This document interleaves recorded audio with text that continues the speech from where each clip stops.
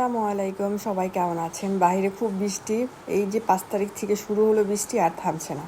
তো আজকে মেবি 9 তারিখ, বৃষ্টির মধ্যে আমি আমার গিফটগুলো খুললাম। প্রথমেই ব্যাগটা খুলে দেখলাম, ব্যাগটা দিয়েছে আমার দেবরের বউ মাটি। থ্যাংক ইউ মাটি, ব্যাগটা খুবই সুন্দর। আর নেক্সট গিফটটা খুলছি, সেটা দিয়েছে আমার ভাইয়ের বউ টুনি।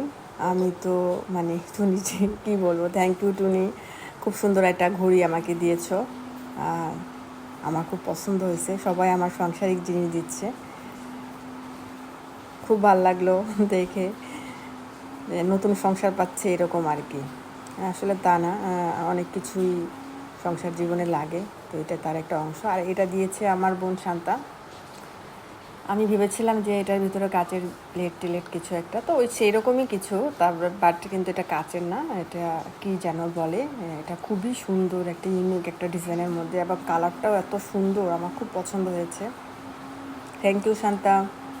আর বাটিগুলো তো দেখে ভাবছি যে বাটির মধ্যেই কী করে নুডলস খাবো, নুডলস বোল বানায় ফেলবো। এটাকে বেশ বড় সাইজও।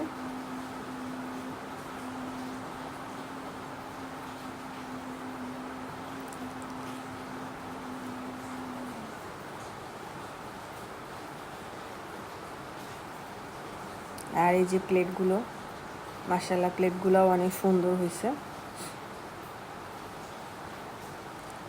থ্যাংক ইউ শান্তা এত সুন্দর প্লেট এবং বাটির সেট দেওয়ার জন্য। আর এই গিফটটা দিয়েছে আমার বড় বোন। থ্যাংক ইউ আপু, আমাকে সুন্দর একটা 3 পিস উপহার দেওয়ার জন্য। ন্যাচারালি কালারটা আমার কখনোই পরা হয়নি, একবার হয়তো পরছিলাম, বাট এটা আমি অবশ্যই পরবো যেহেতু আমার বড় বোন দিয়েছে। থ্যাংক ইউ সো মাচ আপু, আমার ড্রেস পছন্দ হয়েছে।